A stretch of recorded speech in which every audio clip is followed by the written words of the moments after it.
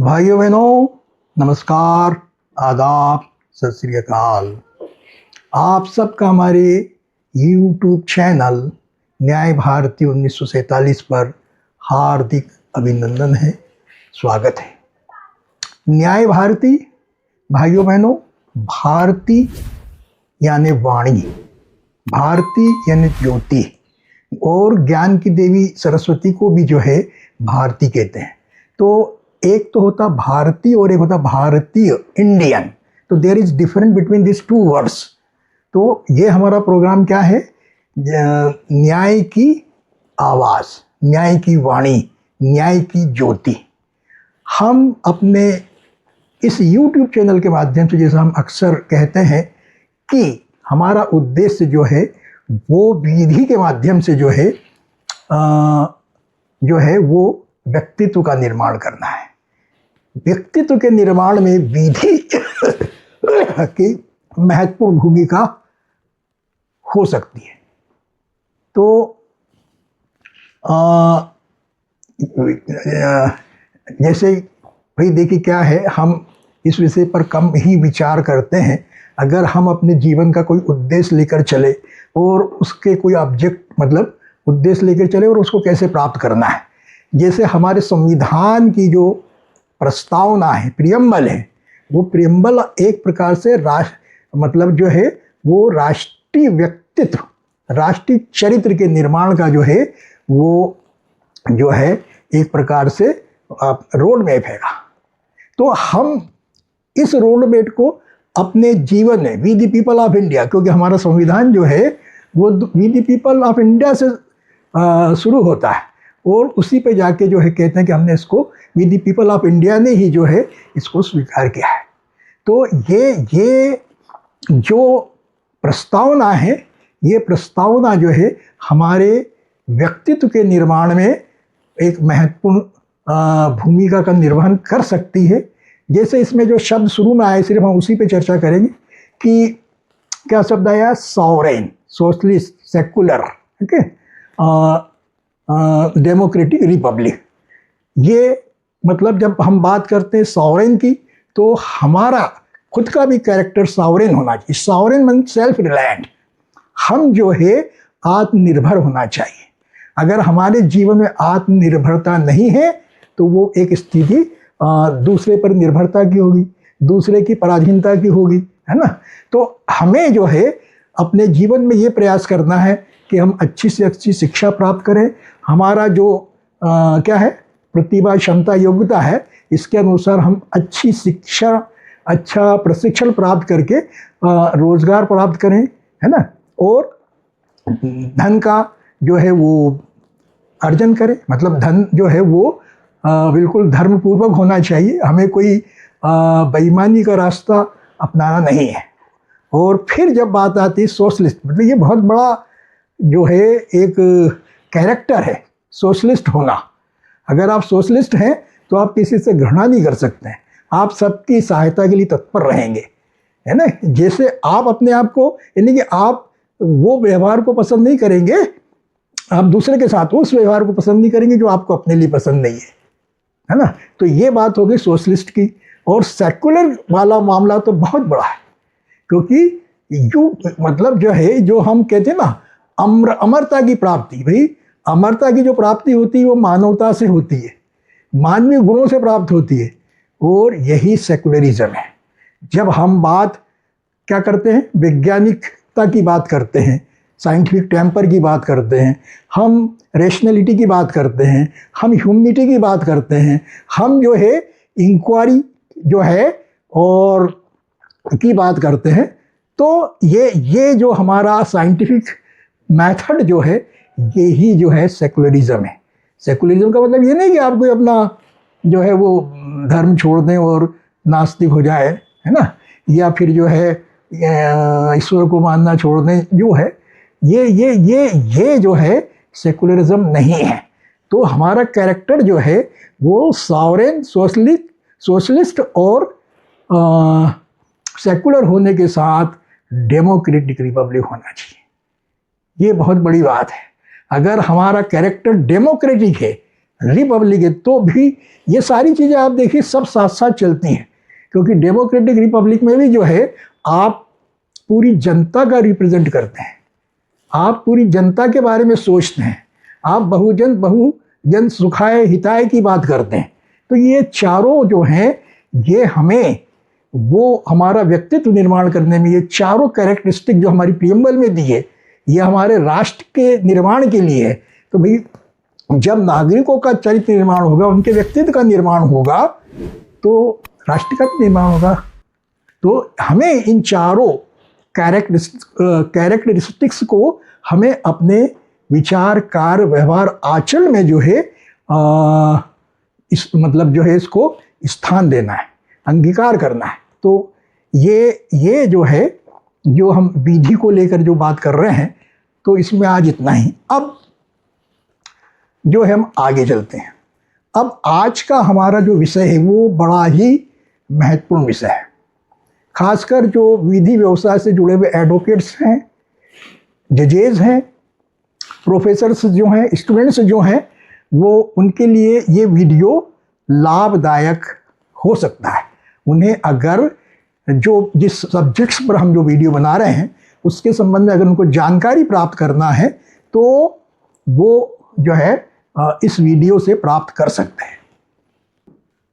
तो भाइयों बहनों, हमारे आज के वीडियो का विषय है ASI means archaeological survey of India से संबंधित जो लॉज हैं, जो कानून हैं, उन कानूनों के के संबंध में जो है उनके विभिन्न जो आयाम हैं, विभिन्न एस्पेक्ट्स जो हैं, वो उन पर हम जो है स्टेप बाय स्टेप जो है चर्चा करेंगे। और ये जो भी विधि का छात्र है और जो भी इस एक्ट को लेकर जो है कोर्ट में केस जो है वो उसकी प्लीड कर रहा है, तो ये एक्ट जो है बड़ा महत्वपूर्ण होगा। भाइयों बहनों, अक्सर आप पर्यटन स्थल पे जाते हैं, वहाँ जो है वो किले देखते हैं, वहाँ आप जो है कहना चाहिए मकबरे देखते हैं, मंदिर देखते हैं जो पुराने हैं। तो ये जो स्थापत्य जिसको कहते हैं, और ये जो कई शिलालेख जो हैं, अगर आप बिहार में जाए, नालंदा, तक्षशिला, वहाँ पे तक नालंदा यूनिवर्सिटी जो है वो उसके भी अवशेष हैं। अब वहाँ नया नवनिर्माण उसका किया जा रहा है। तो कहने का मतलब ये है कि ये जो कानून जो है, ये जो आर्कियोलॉजिकल जो मॉन्यूमेंट्स जो हैं उनसे संबंधित जो कानून है वो हमारी प्राचीन, है ना, हमारी ऐतिहासिक विरासत से संबंधित हैं। तो अब भाई देखिए, कोई अब जो है प्राचीन समय में जब क्या था, राजतंत्रीय शासन व्यवस्था थी, राजा की इच्छा ही जो है कानून हुआ करती थी, है ना। और उस समय जो है राजा को ही अपने देश की सुरक्षा करना होती थी। तो देश की सुरक्षा मतलब उसको अपने देश की सीमाओं की सुरक्षा करना होती थी, इसलिए सेना रखने होती थी, और फिर वो अपने नागरिकों की रक्षा करता था। तो ये जो फिर किले बनाता था, किले में वो रहता भी था, और किले में जो है अगर आप कहीं गए हो तो वो पूरी जो एक कहना चाहिए कि उनके एक कहना चाहिए कि जो किले का एक पूरा क्षेत्र, जिसमें पहले तो छोटे क्षेत्र ही हुआ करते थे, तो और सुरक्षा की दृष्टि से भी वो एक पार्टिकुलर एरिया को जो है चारों ओर से जो है किले बनाते थे। तो वो कोई इस दृष्टि से नहीं बनाते थे कि साहब लोग हमें इतिहास में याद करेंगे। एक तो उनका कारण ही ये था कि भाई उनको महल में रहना है तो बनाते थे, क्योंकि दूसरा ये कि भाई हमको अपने सुरक्षा करना नागरिकों की, तो बनाते थे। और तीसरा ये भी खुद की जो है जैसे मुग़ल काल में जो है स्थापत्य कला का काफ़ी विकास हुआ, और काफ़ी जो है उन्होंने, जैसे लाल किला है या ताजमहल है, और बहुत सारे आप अगर और अपन प्राचीन साउथ में जाएं तो बहुत जो है जिनका कहना चाहिए कि जो आर्कियोलॉजिकली दृष्टि से, या फिर दूसरा जो है उसका जो कहते हैं अब एक आर्टिस्टिक, मतलब उस समय की जो है किस प्रकार की जो है वो स्थापत्य कला थी, वो उसका पता आज हमें उन्हीं प्राचीन संस्मारकों से और उन्हीं अवशेषों से लगता है। तो अब हमारे यहाँ इसकी शुरुआत जो है वो पहले हमारे यहाँ इन जो आर्कियोलॉजिकल और एंशिएंट मॉन्यूमेंट्स जो है इनकी सुरक्षा के लिए कोई कानून नहीं था। ये अंग्रेजों ने पहला कानून जो था, अब इसमें ये कि इस संबंध में कौन कौन से कानून रहे हैं, तो हम इसमें समझ लें कि इस संबंध में जो पहला कानून बना था अंग्रेजों के टाइम में, वो कानून था the ancient monuments preservation act 1904। ये जो है अंग्रेजों के टाइम बना था, ये पहला एक्ट था। और जो है इसके बाद जो है फिर जब जो है हमारा देश आज़ाद हुआ, तो उसके बाद जो है वो जो पहला एक्ट जो बना था वो ये बना था, मतलब उसको लेकर जिसको अपन जो कहते हैं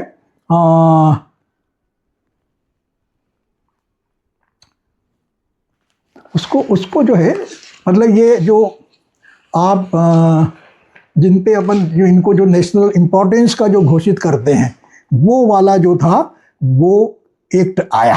इसको कहते हैं the ancients and historical monuments and archaeological sites and remains declaration of national importance act 1951। अच्छा, जब सब राज्यों का जो गठन हुआ था उसमें भी जो है वो सेक्शन जो था 126, उसमें भी जो है ये नेशनल मॉन्यूमेंट्स के संबंध में प्रावधान किया गया था। अब क्या हुआ, तो ये तो हो गया 1904 का एक्ट। फिर 1951 का एक्ट आया। अब इसके बाद जो है जो एक्ट आया हमारा वो था the ancients monuments and archaeological sites and remains act 1959। तो ये एक्ट अभी भी प्रभाव में है। और इस एक्ट के द्वारा जो है, ये एक्ट के द्वारा जो 1904 का एक्ट था और जो 1951 का एक्ट था वो सब रिपील कर दिए गए। तो अब हमारा जो भी मामला अभी जो कहें हमारे पास सेंट्रल लॉ जो है या प्राइम लॉ जो है ऑन एसआई जो है, ये वो है यही वाला, क्या, the ancients monuments and archaeological sites and remains act 1958। अच्छा, इस एक्ट में भी जो है अभी जो है 1910 में काफ़ी अमेंडमेंट किया गया इस एक्ट में, 1910 में जो है, और इसमें काफ़ी प्रावधान जो हैं वो इसमें जोड़े गए हैं। इसका नाम है the ancient monuments and archaeological sites and remains amendment and validation act 2010। तो ये एक्ट भी हमारे यहाँ जो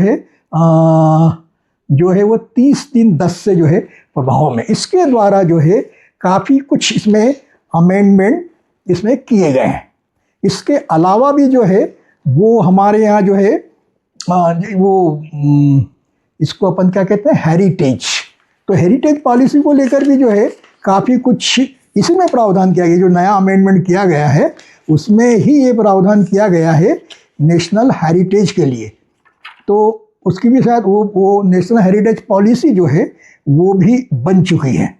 अच्छा, इसके अलावा जो है इसमें जो भाई प्रोटेक्टेड मॉन्यूमेंट्स तो हो गया, लेकिन इसके बाद जो है इसमें जो अमेंडमेंट किया गया था, इसमें जो अमेंडमेंट किया गया इस एक्ट में, मतलब सेक्शन जो था वो जो था अमेंडमेंट ऑफ सेक्शन 2 का, उस 2 में जो है वो जोड़ा है इन्होंने DC और क्लास 2। उस क्लास 2 में के बाद उसमें जो है H और जोड़ा, जिसका मतलब देखिए वो तो बहुत क्लियर है कि एक तो हो गया जो प्रोटेक्टेड मॉन्यूमेंट्स डिक्लेयर किए गए, वो पहले वाले 1951 के एक्ट में भी किए गए और इस एक्ट में भी किए जाने का जो है प्रावधान है। और उसके बाद इसमें जो इन्होंने मेन अमेंडमेंट जो किया वो ये था कि एक इन्होंने जोड़ा प्रोहिबिटेड एरिया। तो इसमें जो है उसका जो है उन्होंने कहा प्रोहिबिटेड एरिया, रेगुलेटेड एरिया, ये इसके संबंध में जो है। अब प्रोहिबिटेड एरिया मतलब जो है जैसे आपका मतलब जो प्रोटेक्टेड एरिया है वहाँ से 100 मीटर का जो एरिया है वो बन गया प्रोहिबिटेड एरिया, वहाँ पे कोई भी कंस्ट्रक्शन नहीं होगा। और उसके बाद जो है वो उस 100 मीटर से आगे 200 मीटर तक, हालांकि इसमें ये भी है कि अगर सेंट्रल गवर्नमेंट को लगता है कि और भी एरिया को जो प्रोहिबिटेड करना है तो वो 100 से भी ज़्यादा हो सकता है। अच्छा, इसके बाद जो है वो भाइयों बहनों, तो ये जो अभी एक्ट जो ASI के सभी जो मामले हैं वो जिनको जो गवर्न करता है वो है the ancient monuments and archaeological sites and remains act 1958। और इस एक्ट में जो है 2010 में अमेंडमेंट किया गया, और इसके द्वारा एक तो इन्होंने जो है जैसे प्रोटेक्टेड, और उसके बाद फिर इन्होंने कहा कि प्रोटेक्टेड एरिया से जो है आगे 100 मीटर तक का, और कभी कभी उससे अधिक भी हो सकता है, का एरिया जो है वो प्रोहिबिटेड मतलब प्रतिबंधित क्षेत्र माना जाएगा। और इसमें जो पहले निर्माण हो चुके हैं वो हो चुके हैं, अब बाद में इसमें कोई परमिशन नहीं दी जाएगी। और इसके बाद जो है ये आपका जो 100 मीटर से आगे का जो एरिया है 200 मीटर तक, और वो ज़्यादा भी हो सकता है, तो उसको कहते हैं ये regulated area.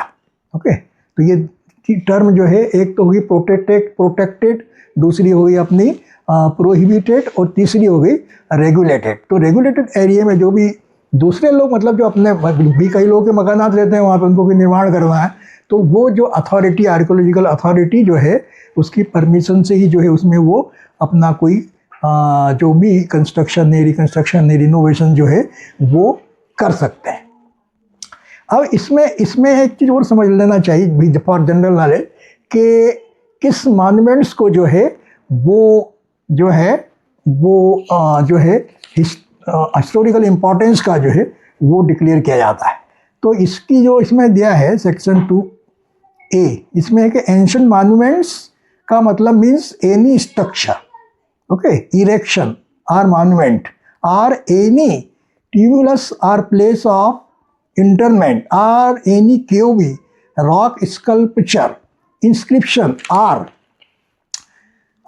monolith which is of historical, archaeological or artistic interest and which has been in existence for not less than 100 years, और उसमें and includes the remains of ancient monuments, the site of an ancient monuments, है ना, or such portion of land adjoining the site of an ancient monument as may be required for fencing or covering in or otherwise preserving such monument, or the means of access to and convenient inspection of an ancient monuments।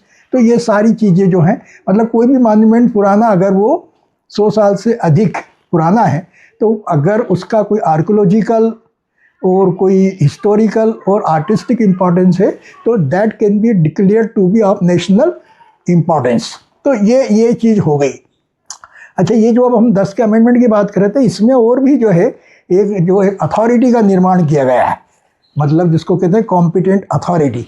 ये पूरा प्रावधान आप इसमें act में देख सकते हैं कि किस प्रकार गठित जो है वो जो कॉम्पिटेंट अथॉरिटी है उसका गठन होगा, उसको अपॉइंट किया जाएगा, फिर उनकी कमिटी कौन सी होगी, वो कितना कार्यकाल होगा, क्या उनके फंक्शंस होंगे, क्या पावर्स होंगे। ये पहली बार ये 10 के एक का जो अमेंडमेंट किया गया था उसमें जो है ये प्रावधान किए गए। अब भाई बहनों, यहाँ पे जो प्रश्न उपस्थित होता है वो ये है, जो हमको बहुत ज़रूरी कि ये प्रश्न भी आप कर सकते हैं कि जो है पहला तो ये है कि जो ये एक्ट हैगा, ये जो एक्ट हैगा 1958 का, है ना, इस 58 का जो एक्ट हैगा ये इसके मेन फीचर्स क्या हैं। ओके, तो इसके जो मेन फीचर्स जो हैं वो जो है उसको समझ भी देखिए, उसको समझने के लिए वैसे हम इसकी प्रियम्बल को भी देख सकते हैं, क्योंकि उसकी प्रियम्बल में जो चीज़ बताई, क्योंकि ये मेन फीचर्स को समझने के पहले हमें ये भी जानना जरूरी है कि जो है इस एक्ट का जो है उद्देश्य क्या है, किस उद्देश्य से ये एक्ट जो था वो पारित किया गया। अच्छा, इसके पहले तो 1904 का भी एक्ट जो पारित किया गया था, वो एक्ट जो था 1904 वाला, क्योंकि शुरुआत तो वहीं से होती। अगर हमको आर्कियोलॉजिकल से संबंधित ये 1958 का एक्ट जो है, अगर इसकी आत्मा को, इसके उद्देश्य को, इसके ऑब्जेक्टिव्स को समझना है तो हमें 1904 के एक्ट को भी समझना पड़ेगा, हालांकि that is now stand repealed, but even जो है क्योंकि सारा मसाला, क्योंकि 1958 का जो एक्ट है और 1904 और 58 के एक्ट में भाई वर्तमान परिस्थितियों के हिसाब से तो 10 में जैसा अमेंडमेंट किया गया, बाकी जो इसके मूल प्रावधान तो दोनों अधिनियम में समान है। तो ये जो 1904 का जो एक्ट है उसकी ये जो प्रियम्बल कहती है an act to provide for the preservation of ancient monuments, मतलब पहला क्या वर्ड इनका, preservation of ancient monuments and objects of archaeological, historical और artistic interest, where is it is expedient to provide for the preservation of ancient monuments for the exercise of control over traffic in antiquities का भी है, जो प्राचीन जो चीज़ें होती है, and over excavations and in certain places and for the protection and acquisition in certain cases of ancient monuments and of objects of archaeological, historical और artistic interest, it is hereby enacted. तो ये इसकी preamble थी। और ये हमारा जो 1958 का एक्ट, इसमें की भी बड़ी शॉर्ट प्रियम्बल है, लेकिन ये पूरा सार जो है इसमें प्रकट हो जाता है इस अधिनियम का। An act to provide for the preservation the prime objective of the ancient monuments and archaeological sites and remains act is the preservation, किसका, the preservation of ancient and historical monuments and archaeological sites and remains, कौन से, of national importance for the regulation of archaeological excavation and for the protection of sculpture, carvings and other like objects. तो इसमें जो चार चीज़ें प्रकट होती हैं, एक तो हो गई आपकी क्या, जो है वो प्रिजर्वेशन या कंजर्वेशन ऑफ एंशिएंट मॉन्यूमेंट्स। दूसरा फिर उसमें आता है कि उसके लिए उसका प्रोटेक्शन जरूरी है। और फिर तीसरा आता है कि जब उसका प्रोटेक्शन करेंगे तो प्रोटेक्शन के लिए जो है वो रेगुलेशन जरूरी, बिना रेगुलेशन के कैसे ये सब चीज़ें होंगी।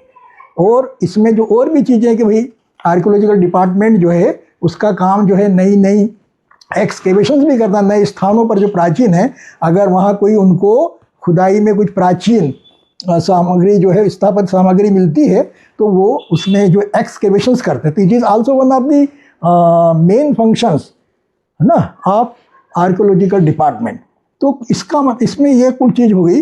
ये एक्ट जो है कि इसका पहला ऑब्जेक्ट है डिक्लेरेशन ऑफ नेशनल इम्पॉर्टेंस, मतलब जो भी एंशिएंट एंड आर्कियोलॉजिकल जो साइट्स हैं, रिमेन्स हैं, ओके, प्लेसेस हैं, और वो हिस्टोरिकल इम्पॉर्टेंस के हैं, वो आर्कियोलॉजिकल इम्पॉर्टेंस के हैं, वो आर्टिस्टिक इम्पॉर्टेंस के, तो उनको जो है उनको नेशनल इम्पॉर्टेंस का डिक्लेयर करना। तो वो इसी एक्ट के अंतर्गत जो है, इसी एक्ट जिसको हम क्या कहते हैं, इसी एक्ट ये AMASR के अंतर्गत जो है डिक्लेयर किया जाए। दूसरा इसका प्रोटेक्शन एंड प्रिजर्वेशन, जिससे हमने प्रियम्बल से क्लियर हो गया कि जो है जो सेंट्रल गवर्नमेंट जो है through the archaeological survey of India is responsible for maintaining, conserving and protecting such monuments which are declared of national importance. Okay?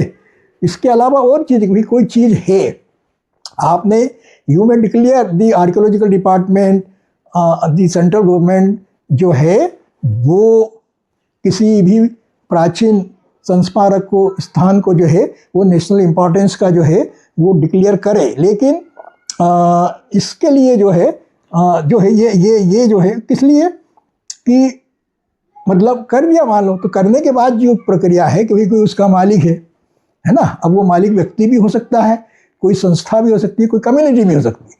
तो इस संबंध में भी जो है वो एक्ट में प्रावधान किए गए हैं और वो बड़े महत्वपूर्ण प्रावधान है। खासकर इसी जो है जो ये 58 का जो एक्ट है, इसकी धारा 6 जो है उसमें ये प्रावधान किया गया है कि क्या, सॉरी 5, धारा 5 में कि द डायरेक्टर जनरल में with the sanction of the central government, okay, purchase मतलब या तो परचेस करेगा, और टेक एट लीज लेगा ऑफ, और एक्सेप्ट ए गिफ्ट और बीक्वेस्ट ऑफ एनी प्रोटेक्टेड मॉन्यूमेंट्स, इसके अलावा इसमें जो है इसमें एक सेक्शन 13 बड़ा दे रखा है कि जो है ये पूरा आपका जो है 5 से लेकर जो 13 तक के जो प्रावधान है एक्विजिशन ऑफ प्रोटेक्टेड मॉन्यूमेंट, मतलब अगर सेंट्रल गवर्नमेंट चाहे कि कोई प्रोटेक्टेड मॉन्यूमेंट है वो खतरे में है, बीइंग डिस्ट्रॉयड, इंजर्ड, मिसयूज, तो क्या है कि वो इट में acquire the protected monument under provisions of the land acquisition act. तो यहाँ पे एक चीज़ को क्लियर करना जरूरी है कि जो एंशिएंट मॉन्यूमेंट्स जो हैं उनका जो है भाई जो which are in use, which are जहाँ वो उनका उपयोग हो रहा है, चाहे वो मतलब पूजा प्रार्थना के लिए हो रहा हो, अगर कहीं वो टॉम है मतलब मज़ार है वहाँ पे उर्स वगैरह का कार्यक्रम होता है, वहाँ पे मस्जिद है वहाँ नमाज होती है, ओके, तो और इसी तरह मंदिर है प्राचीन, तो और भी जैसे जो हैं, तो वो अगर मतलब ऐसा नहीं कि आप सीधे आपने एक्वायर कर लिया तो आप मतलब ASI या सेंट्रल गवर्नमेंट उसका मालिक हो गए, ऐसा नहीं। ये एक्ट की जो मंशा है, इसके जो प्रावधान है उसके अनुसार जो है उसको विधिवत उसका एक्वायर करने के बाद ही जो है मतलब डिक्लेरेशन आपके ये it is declare protected national of importance वो कर दिया, लेकिन ये करने मात्र से ही जो है SI को उसमें स्वामित्व प्राप्त नहीं हो सकता है, बल्कि उसने लीज पे लिया या वसीयत कर लिया जो भी चीज़ें हैं, उसके बाद भी जो वहाँ पर जो उसका ओरिजिनल ओनर है उसका जो है वहाँ पे कोई अगर रिलीजियस प्रैक्टिस है तो वो भी चलती रहती है, उसके लिए कोई अब अच्छा इसमें एक जो चीज़ है वो ये है, ये जो आपका 58 का एक्ट है इसकी धारा 5 सब क्लास 6 में ये प्रावधान है कि nothing in this section shall affect the use of any protected monuments for customary religious observances। मतलब अगर किसी प्रोटेक्टेड मॉन्यूमेंट्स में जो है वो प्रोटेक्टेड मॉन्यूमेंट में जो है भाइयों बहनों, तो ये इस जो हम 1958 के जो एक्ट के जो मेन फीचर्स जो हैं उन मेन फीचर्स में जो है वो जो है एंशिएंट और हिस्टोरिकल जो मॉन्यूमेंट्स जो हैं उसमें एक्विजिशन ऑफ राइट्स का काम भी जो है वो इसको आर्कियोलॉजिकल डिपार्टमेंट करता है ना। और इसके लिए जो है सेक्शन 6 में प्रावधान किए गए हैं और उसके बाद सेक्शन 13 में भी प्रावधान है और सेक्शन जो है 7 में भी प्रावधान है। आप इन सबको देखिएगा, सेक्शन 7 जो है वो वहाँ पर रिलीजियस प्रैक्टिस मतलब कोई मॉन्यूमेंट जो है मान लो अगर मास्क है, मस्जिद है या जो है मंदिर है या और कुछ है और वहाँ पे ये रिलीजियस प्रैक्टिस चल रही है, जैसे कोई मकबरा है ना, वो मज़ार है और वहाँ पे उर्स होते हैं, वहाँ मस्जिद है और नमाज होती है, तो ये जो प्रैक्टिस जो है वो आर्कियोलॉजिकल डिपार्टमेंट जो है पहली बात तो ये उसको प्रिजर्व करेगा, मतलब उसको प्रोटेक्ट करेगा, उनको वहाँ जो है वो जो है उनको रिलीजियस जो प्रैक्टिसेस जो है जो ऑब्जर्वेंसेस है उसको ऑब्जर्व करने से उसके लिए किसी परमिशन की भी आवश्यकता नहीं, जैसे आजकल जो कहा गया आर्कियोलॉजिकल डिपार्टमेंट से परमिशन लो, ऐसी कोई it is miss interpretation of law. Already जो प्रैक्टिस चल रही है इट विल कंटिन्यू और इसके साथ ही उसमें कोई नई प्रैक्टिस शुरू नहीं की जा सकती। जैसे कि मान लो एक टेम्पल के तौर पे यूज़ हो रहा हो, ओके, और उसमें आप किसी मस्जिद का उपयोग शुरू कर दो, है ना, हालांकि ये तो पॉसिबल नहीं है, लेकिन मान लो अगर वो मस्जिद है और उसको आपने मंदिर के तौर पे उपयोग करने की जो है ना तो आर्कियोलॉजिकल डिपार्टमेंट अनुमति दे सकता है और ना ही कोर्ट दे सकती, क्योंकि ये जो मामला है वो हमारा इस एक्ट से 1958 का जो एक्ट है उसका पर्पज़ ही जो है वो है protection, preservation and conservation, okay. तो ये ऐसी स्थिति में जो है वो उसका जो यूज़र जो है वो जो चला रहा है it will continue as per law, उसमें कोई अमेंडमेंट नहीं हो सकता है। तो ये काम जो है, इसके अलावा जो रेगुलेशन ऑफ एक्सकेवेशन जैसा हमने देखा कि ये महत्वपूर्ण काम है जो उनको खुदाई वगैरह का करना है, तो वो उसमें इसके अलावा वो देखते हैं कि कोई डैमेज वगैरह ना हो, माइनिंग वगैरह का भी काम जो चलता है उसको भी कंट्रोल करते हैं, ठीक है। इसके अलावा चूँकि ये लोग जो है पर्यटन जो है को बढ़ावा देने के लिए जो है लोग इन प्राचीन स्मारकों को देखने आते हैं, तो उसको रेगुलेट करने का काम भी जो है वो आर्कियोलॉजिकल डिपार्टमेंट करता है। इसके अलावा इसमें रूल मेकिंग पावर्स भी जो है वो सेंट्रल गवर्नमेंट को इस एक्ट के द्वारा दिए गए हैं। तो कुल मिला के अभी वर्तमान में जो है वो जो हमारा ये जो 1958 का जो एक्ट है, और इस एक्ट के अंतर्गत ही जो नियम बनाए गए हैं वो, और जो है इसके अलावा भी 2011 में भी नियम बने जिसको कहते हैं the ancient monuments and archaeological sites and remains framing of heritage bylaws and other functions of the competent authority rules 2011। तो ये इस प्रकार जो है ये तीन जो है, एक तो जो है अपना लेजिस्लेटिव लॉ है, और दो जो है वो रूल्स मेड देयर अंडर। अच्छा, एक बात और है, एक और एक्ट हैगा हमारा मध्य प्रदेश का भी जो है एक एक्ट हैगा जिसको कहते हैं the Madhya Pradesh ancients monuments and archaeological sites and remains act 1964 का एक्ट है। तो ये इस प्रकार से तो दो एक्ट हो गए, एक स्टेट का भी एक्ट हो गया। असल में इसमें क्या है कि इसको ये समझ लें हम थोड़ा सा कि ये जो है असल में जो हमारी इसमें जो है वो सूची जो दी गई है ना, मतलब 9 उसमें कि किस किस को जो है वो पावर्स है ना, तो वो उसमें जो है ये हैगा। हालांकि ये चीज़ें पहले भी थी under the government of India act 1935। The subject ancient and historical monuments, archaeological monuments, archaeological sites remains जो है fell within NT 15 of the federal list. अब under the constitution the subject has been distributed under 3, उसमें एक जो section जो NT 67 जो है, इस 67 की एंट्री में तो सेंट्रल को मतलब पार्लियामेंट को जो है वो कानून बनाने का अधिकार है। NT जो है 12 में जो है वो स्टेट को कानून बनाने का अधिकार है, और कॉन्करेंट लिस्ट में जो है वो दोनों को जो है वो कानून बनाने का अधिकार है।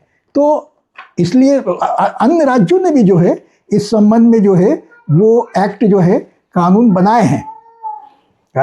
तो ये जो अभी जो इस आर्कियोलॉजिकल और एंशिएंट मॉन्यूमेंट्स के क्षेत्र को जो एक्ट गवर्न करते हैं वो ये एक्ट हैं जो मैंने अभी बताया आपको। एक तो 1958 का एक्ट हैगा, उसके बाद उसमें जो रूल्स बने हैं 1959 में, और एक और जो है फ्रेमिंग हेरिटेज रूल्स बना है, बाइलॉज बने हैं। ये बड़े महत्वपूर्ण है, आप इसको भी देख सकते हैं।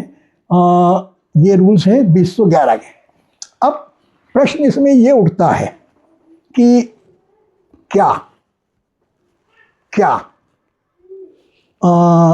आर्कियोलॉजिकल डिपार्टमेंट और इवन हाई कोर्ट या सुप्रीम कोर्ट जो है मतलब इस तरह का डायरेक्शन दे सकते हैं कि किसी एंशिएंट मॉन्यूमेंट्स का जो रिलीजियस कैरेक्टर है उसको बदला जा सके। ये दोनों प्रश्न हम साथ साथ ले रहे हैं, और इसका प्रश्न को हम जो है जो the places of worship special provisions act है ना 1991 के परिप्रेक्ष्य में ले रहे हैं। तो पहले हम उसको उस एक्ट के प्रावधान के परिप्रेक्ष्य में लेते हैं। वैसे आप उस एक्ट के प्रावधानों को आप पढ़ लीजिए, उसमें सेक्शन 3 महत्वपूर्ण है, उसके बाद 4। 3 ये एक्ट जो है 11 जुलाई 1991 से लागू किया गया, तो उसके बाद से किसी को भी जो है वो मतलब चेंज करने का वो राइट नहीं है। लेकिन जो है 15 अगस्त तक जो चेंज हो गए, या उसके बाद 15 अगस्त से लेके 11 जुलाई तक 1991 तक के कोई मामले हैं, तो इसमें प्रावधान जो है सेक्शन 3 में तो कर दिया गया। इसका जो एक्ट है सेक्शन 3 को पढ़ ही देते हैं हम। देखिए इसमें जो लिखा है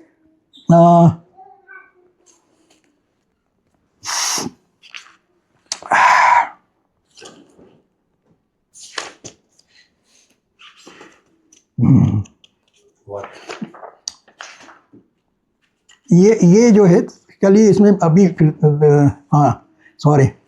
तो ये जो सेक्शन 3 जो है, सेक्शन 3 बोलता है says bar of conversion of places of worship. तो no person shall convert any place of worship of any religious denomination और any section thereof into a place of worship of a different section of the same religious denomination or of a different religious denomination or any section thereof।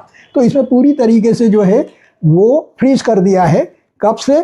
एक तो वो मतलब 11 जुलाई 1991 के बाद। लेकिन अब उसके पहले की जो स्थिति है वो सेक्शन 4 में दी है कि अगर जो स्थिति 15 अगस्त 1947 की है वो एज इट इज रहेगी, और इसके संबंध में कोई भी जो है अगर केस पेंडिंग है, अपील पेंडिंग है, तो दे विल अबेट ऑटोमेटिकली। एक तो ये कर दिया है ना। और इसमें एक और कर दिया कि जो इसके बाद के हैं, मतलब 15 अगस्त के बाद, मतलब 16 अगस्त से मान ले, और ये हो गया आपका 10 जुलाई 1991 के पहले तक के जो मामले हैं वो चलेंगे। ओके, लेकिन इसके बाद के जो है वो कोई चेंज नहीं करेगा। तो अब प्रश्न ये उठता है कि कोई चेंज नहीं करेगा, अगर करेगा तो फिर मुकदमा तो जाएगा, लेकिन उसको अधिकार नहीं, उसका वो जो है वो कर नहीं सकता है। ओके, तो अब प्रश्न ये है कि इसी में एक प्रावधान दे रखा हैगा, ये 3, nothing content in subsection 1 and subsection 2 shall apply to any place of worship refer to in said subsection which is an ancient and historical monument or an archaeological site or remains covered by the Ancient Monuments and Archaeological Sites and Remains Act 1958, okay, or any other law for the time being in force। तो ये जो प्रावधान है इसके मतलब the places of worship act special provision 1991 की जो धारा 4(1)(2) के प्रावधान है वो आर्कियोलॉजिकल अगर जो प्रोटेक्टेड मॉन्यूमेंट्स जो है उसके संबंध में लागू नहीं होंगे। तो इसका मतलब ये है सीधा सा, क्या मतलब ये 15 अगस्त तक का हो गया, और उसके बाद वाला 15 अगस्त से 16 अगस्त तक, तो उन मामलों में जो है ये प्रावधान जो आर्कियोलॉजिकल डिपार्टमेंट को लागू नहीं मिले। तो अब प्रश्न ये उठता है, तो क्या ये जो है अगर ये माना जाए कि साहब जैसे आर्गूमेंट्स भी किया जाता है कि जो ये एक्ट के जो प्रावधान हैं किसके, ये आपके जो the places of worship special provisions act 1991 के जो प्रावधान है वो किसी प्रोटेक्टेड मॉन्यूमेंट के संबंध में लागू नहीं होते हैं। ठीक है, अगर हम ये कहें, अब इसमें 2 चीज़ें हो गई, आप इसको समझिए कि एक तो जो है मामले वो जो 15 अगस्त 1947 और 15 अगस्त 1947 से 11 जुलाई के पूर्व के, इस मामले में ये प्रावधान जो है वो आर्कियोलॉजिकल को लागू नहीं होंगे। लेकिन उसके बाद वाले जो मामले हैं वो आर्कियोलॉजिकल को लागू होते हैं, क्योंकि 3 तो एक जनरल प्रोविजन है। अब एक चीज़ और भी है कि भाई देखिए जो 1958 का जो एक्ट हैगा, उस एक्ट का उद्देश्य क्या है? Preservation, conservation, protection of ancient and historical जो है archaeological monument sites and remains. तो जब उसका उद्देश्य ही जो है वो उसको प्रोटेक्ट करना है, मतलब प्रोटेक्ट करना है, तो उसका जो रिलीजियस कैरेक्टर जो है वो दैट कांट बी चेंज, मतलब there can't be any change. अब इसका मतलब ये है कि भाई उसके तो आर्कियोलॉजिकल डिपार्टमेंट जो है वो अपने एक्सकेवेशन करता है, तो वो असल में जो है उन चीज़ों के लिए अपन कह सकते हैं कि जहाँ पे वो खुदाई के काम होते हैं या जो है, लेकिन उसका जो कैरेक्टर जो है कि वो मस्जिद को मंदिर बना दे, या फिर जो है वो मतलब जैसे कोर्ट आजकल जो है वो सर्वे इशू कर रही है कि साहब पता लगाओ, तो अब वो पता लगाएंगे तो वो तो खुदाई हो गई उसकी, जबकि ये उसकी मंशा ही नहीं है, कोई एक्सकेवेशन नहीं होगा। अगर आपको ये पता लगाना है कि इसके अंदर मंदिर के अवशेष है तो खुदाई तो करना पड़ेगी। तो ये इसका पर्पज़ भी नहीं है वैसे, क्योंकि इस तरह का जो खैर वो एक अलग हमने इस पर वीडियो बनाया है, वो आप हमारे चैनल YouTube 1947 यूट्यूब चैनल न्याय भारती 1947 पे जाके देख सकते हैं। इस पे हमने जो है एक बहुत ही विस्तृत वीडियो जो है वो अलग से भी बनाया है। तो हम जो बताना चाह रहे हैं, और जो विधि के विद्यार्थी हैं, जो अधिवक्ता हैं, और जो भी कहना चाहिए कि जजेस जो हैं, उन्हें इस चीज़ को अच्छी तरह समझ लेना चाहिए कि इस एक्ट की जो प्रियम्बल है, हम 1904 के एक्ट से ले, ये ले वर्तमान वाली 58 वाली, इन सब का उद्देश्य जो है वो जो एंशिएंट मॉन्यूमेंट्स जो है, जो प्रोटेक्टेड मॉन्यूमेंट है, क्योंकि वो तो प्रोटेक्टेड मॉन्यूमेंट्स की बात है, तो अगर प्रोटेक्टेड मॉन्यूमेंट जो है उसका प्रिजर्वेशन, उसका जो है महत्वपूर्ण उद्देश्य, उसका प्रिजर्वेशन, उसका कंजर्वेशन, उसका प्रोटेक्शन, ये महत्वपूर्ण। तो इसलिए जो है कोड जो है, ऐसे दो बात होगी, एक तो खुद आर्कोलॉजिकल डिपार्टमेंट जो है वो उसकी ड्यूटी है कि उसको प्रिजर्व करे, ओके। वो कोई ऐसा काम नहीं कर सकती है जिससे कि वो प्रोटेक्टेड मॉन्यूमेंट जो हो वो डैमेज हो, उसका कैरेक्टर बदले, तो वो उसकी ड्यूटी तो उसको प्रिजर्व करना है।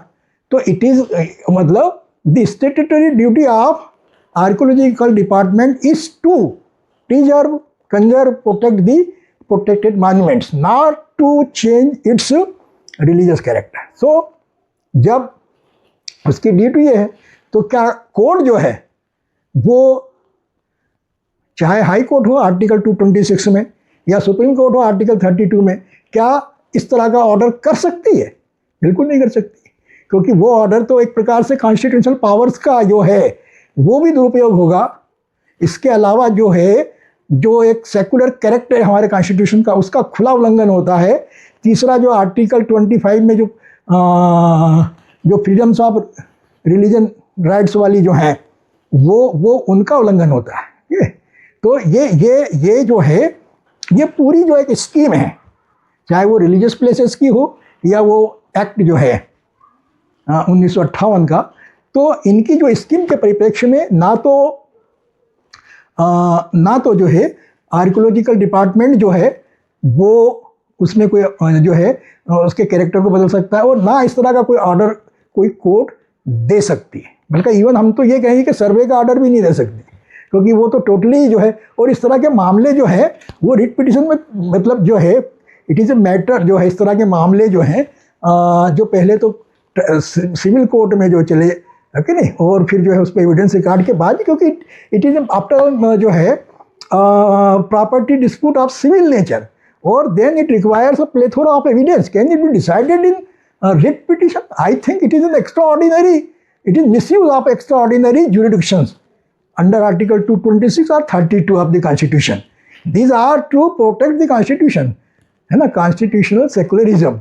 कॉन्स्टिट्यूशन जो है वो नागरिकों के फंडामेंटल राइट्स को प्रोटेक्ट करने के लिए, तो इसका उपयोग जो है इस तरह नहीं किया जा सकता कि साहब वो तो लॉ ऑर्डर की स्थिति खराब हो जाएगी। भाई you are to protect the law and justice. Order को देखना प्रशासन का काम है। ये एक मिस आर्गूमेंट से जो ये कहे कि साहब हमको लॉ एंड ऑर्डर देखना है, लॉ ऑर्डर प्रशासन को देखना, आपको क्या देखना है? आपको लॉ एंड जस्टिस देखना है। आपका जो भी ऑर्डर है, मतलब कोर्ट से मतलब है, वो order should be in accordance with constitution, in accordance with statutory laws, है ना, doing justice to both parties. तो ये इसके पीछे एक प्रश्न जो था वो अक्सर पूछा जाता है कि क्या ये ऐसा ही कर सकता है? तो ना ऐसा ही जो है वो उसके रिलीजियस कैरेक्टर को चेंज कर सकता है, और दूसरा ना कोर्ट इस तरह के ऑर्डर दे सकती है। इसके अलावा भी वहाँ पर जो है जो रिलीजियस प्रैक्टिस चली आ रही है वो सेक्शन 5 जो है इस 1950 एक्ट का, उसका सब क्लास जो 6 है उसके अनुसार विल कंटिन्यू, और उसके लिए किसी परमिशन की आवश्यकता नहीं होती है। और जब कोई प्रैक्टिस चली आ रही है तो उसके बाद किसी नई प्रैक्टिस की अनुमति आर्कोलॉजिकल डिपार्टमेंट नहीं दे सकता है, ना कोर्ट दे सकती है। तो ये एक चीज़ हो गई। अब इसमें तो ये हमने एक तो ये देखा कि जो उसके जो की फीचर्स आप एक्ट वाले जो थे वो देखे। उसके बाद हमने ये देखा कि क्या कोर्ट और वो उसको जो है वो कोर्ट जो है आर्कियोलॉजिकल डिपार्टमेंट और कोर्ट जो है कोई ऐसा ऑर्डर कर सकती है कि साहब उसका जो है वो जो रिलीजियस कैरेक्टर वो बदला जाए। ये जो है इस जो the religious places special provisions act 1991 का जो उद्देश्य है उसके भी विपरीत होता है। तो ना तो मतलब जो है ना तो आर्कियोलॉजिकल डिपार्टमेंट और ना ही कोर्ट को ऐसा ऑर्डर कर सकती है कि जो इस एक्ट को जो है वो उसके पर्पस को कौन सा act, the places of worship special provisions act 1958 का जो 1991 का जो है उसके उद्देश्य को जो है वो डिफीट करे।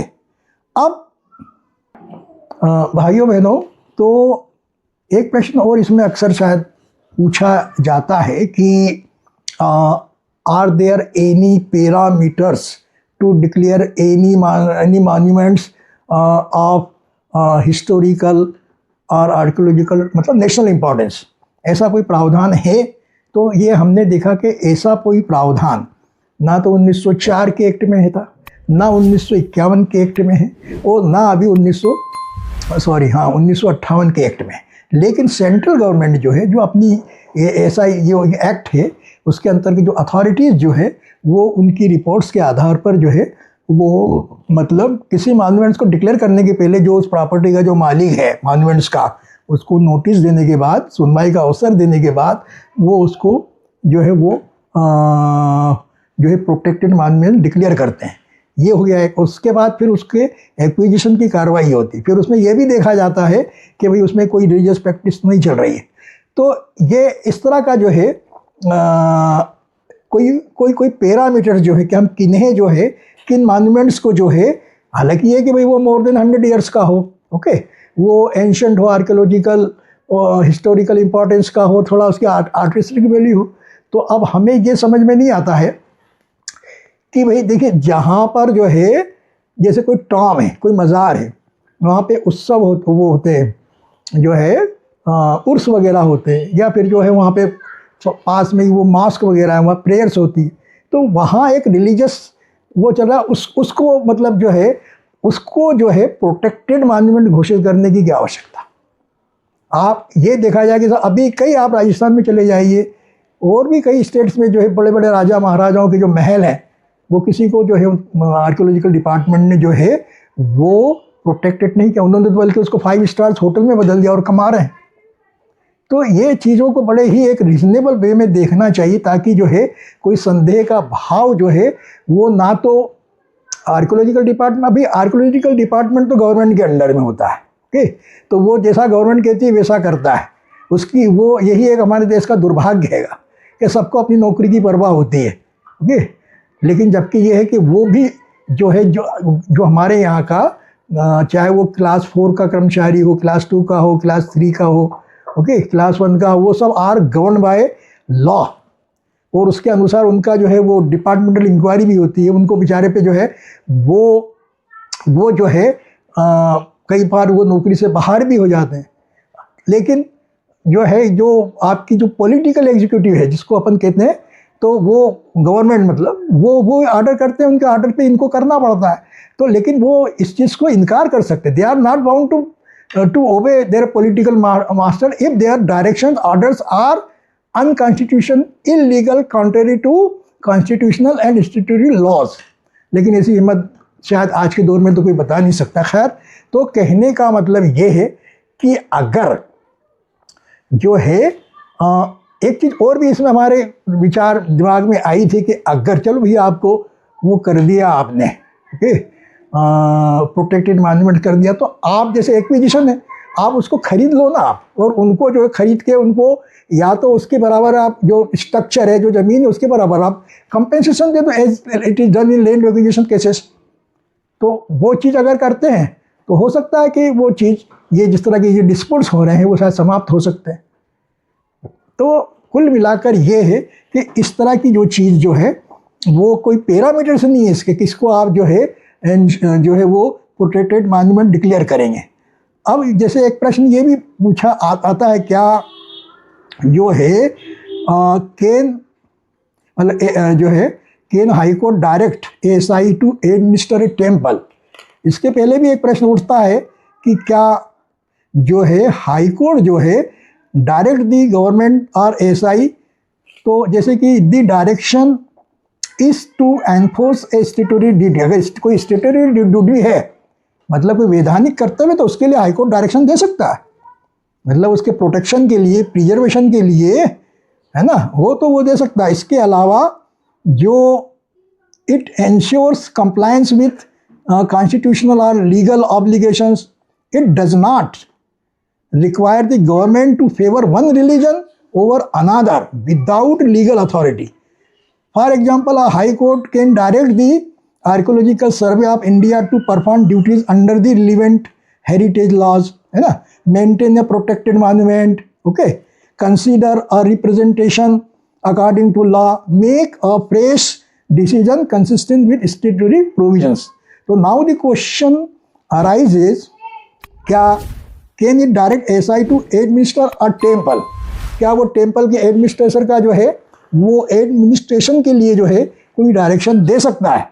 तो इसमें हम ये कह सकते हैं कि एक तो ये है, ये एक कॉन्स्टिट्यूशनल इशू तो है.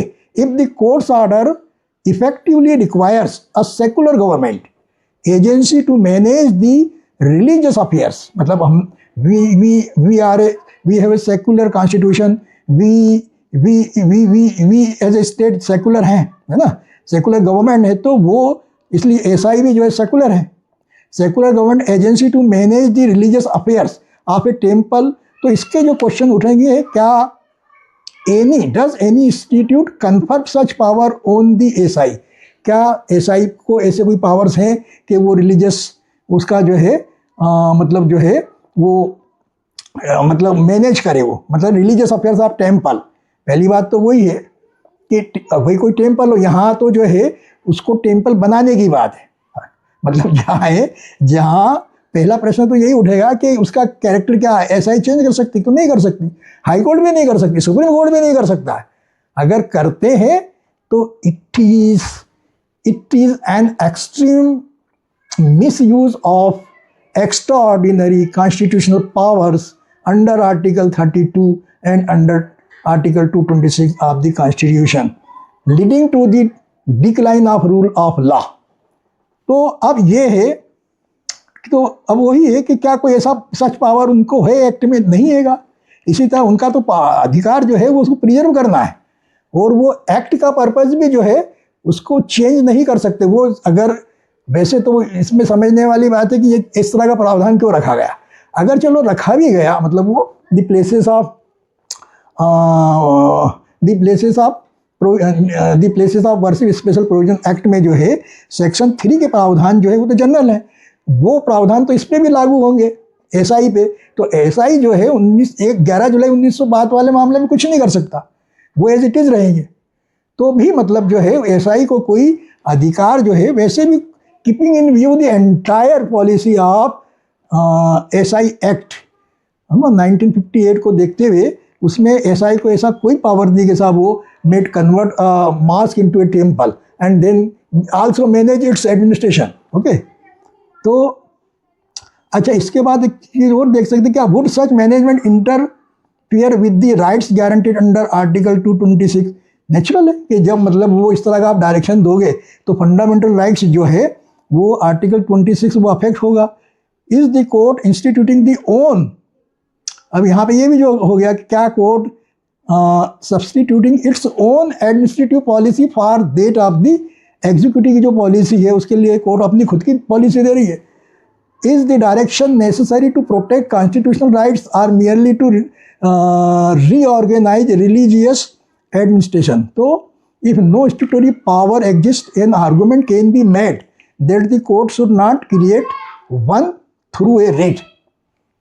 अब ये है कि क्या जो कॉन्स्टिट्यूशनल रिक्वायरमेंट है, हालांकि हमारे स्टेट जो है वो इंटरफियर करता है रिलीजियस मैटर्स में भी, बट वो एक्चुअली जो है वो रिलीजियस ना होके वो सेकुलर मैटर्स होते हैं.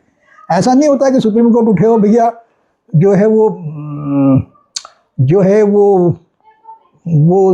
मतलब जो है कई ऐसे मामले हम देख रहे थे कि साहब वो भगवान को जो वो तकलीफ़ देते हैं, रात को लोग परेशान करते हैं. ये कोई मथुरा कहीं का मामला था, तो सुप्रीम कोर्ट ने डायरेक्शन जारी की. तो ये it is purely an interference. और आजकल जो है वो हो रहा है, तो वो एक्चुअल में it is not in line with constitutional secularism as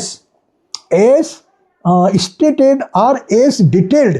अगर वो जो राम जन्मभूमि बाबरी मस्जिद वाला जो मामला है 2019 का, उसमें विस्तृत इसमें चर्चा की गई है. और इसी जो the places of worship special provisions act 1991 के परिप्रेक्ष्य में ही उसमें जो है उसको तो एक कहा गया कि it is a great legislative achievement in the direction of secularism.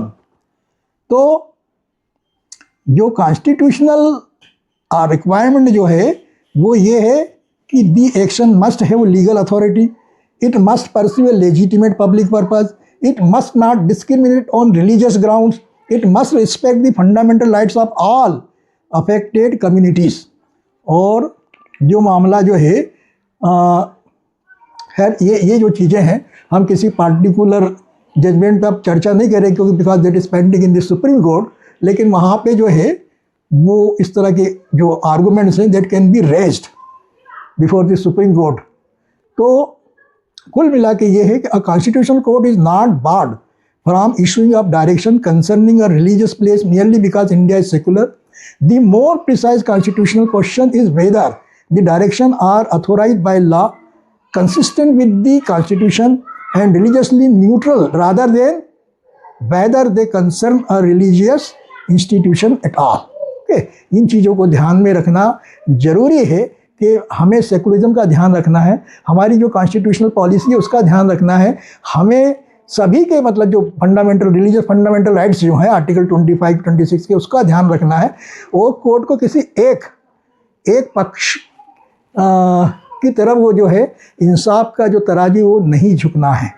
और मतलब जो है ये मैटर्स तो आखिर इस तरह के हैं कि दे कांट बी मतलब जो हिस्टोरिकल रॉन्ग्स है they can't be decided through the courts, they required जो है वो एक सोशल कंसिलेशन होना चाहिए। इस दिशा में जो है वो जो इस देश के शुभचिंतक हैं, इस दो मतलब जो है जो विधि से जुड़े हुए लोग जो हैं, जो सिविल सोसाइटी के लोग हैं, उनको इस दिशा में प्रयास करना चाहिए क्योंकि ये सारे जो मंदिर मस्जिद के जो मुद्दे हैं वो एक तरीके से प्योरली जो हैं वो पॉलिटिकल इश्यूज जो हैं फॉर पॉलिटिकल गेन्स, लेकिन इसके कारण जो है वो हमारा समाज जो है और समाज का जो सद्भावना है, जो सौहार्द है, जो क्योंकि भाई हमें अगर विकास चाहिए तो विकास के लिए जब तक सद्भावना नहीं होगी, सौहार्द नहीं होगा तो शांति कहाँ से होगी, स्थायित्व कहाँ से होगा। तो इसके लिए ज़रूरी है कि हम अपने समाज को बांटे नहीं और कम से कम कोर्ट को तो निष्पक्ष होकर जो है वो इस मामले में आगे आकर इस तरह की पॉलिटिक्स पर रोक लगाना चाहिए। तो भाइयों बहनों कुल मिला के मामला ये है कि हाँ ये सारी चीज़ें हम समझते हैं अब क्लियर हो गई होगी। हमने पूरी एक एक चीज़ पर जो है कि कौन कौन से जो एसआई को लेकर कौन कौन से एक्ट्स हैं, कौन कौन से रूल्स रेगुलेशंस जो हैं और उसमें आर्टिकल मतलब एसआई क्या उसके रिलीजियस कैरेक्टर को चेंज कर सकता है, क्या कोर्ट इस तरह के रिलीजियस कैरेक्टर को चेंज करने या उसके रिलीजियस मैनेजमेंट के लिए ऑर्डर कर सकता है, इन सभी विषयों पर जो है चर्चा की। और अंत में जो है देखिए कोई भी कोर्ट का जो है ऑर्डर होता है, वर्डिक्ट होता है, that should be in accordance with law. If it is in accordance with law का मतलब ये हुआ कि वो जो है प्रॉपर अप्लीकेशन ऑफ लॉ, मतलब मिसयूज ऑफ या मिस अप्लीकेशन ऑफ लॉ नहीं है। Secondly proper appreciation of evidence, okay. और उसके बाद अगर वो निर्णय होगा तो it will be justice oriented. Justice अगर किसी निर्णय या किसी मतलब जो एक कोर्ट का जो ऑर्डर है, कोर्ट का जो वर्डिक्ट है, उस पे जो है न्याय जो है, जस्टिस जो है वो तभी होगा जब वो इन अकॉर्डेंस विथ लॉ होगा। इसके साथ ही जो है वो ऐसा ही नहीं है मतलब दैट शुड बी मतलब विथ स्पिरिट, क्योंकि law should be implemented with spirit. अगर आपने लॉ की भावना के अनुरूप जो है कार्य नहीं किया तो वो जो है will lead to decline of rule of law, will decline to मतलब जो है जस्टिस, वहाँ इनजस्टिस होगा। तो इसलिए जो है इन सब चीज़ों को जो है हमारे जो विधि के विद्यार्थी हैं, जो हमारे अधिवक्ता हैं, जो हमारे जजेज हैं, जो लॉ के प्रोफेसर्स हैं, उन सबको समझना चाहिए, उन्हें आना चाहिए। और they should raise the voice of law and justice, because without law and justice we can't progress. It is condition precedent for any progress in our society. Okay, thank you.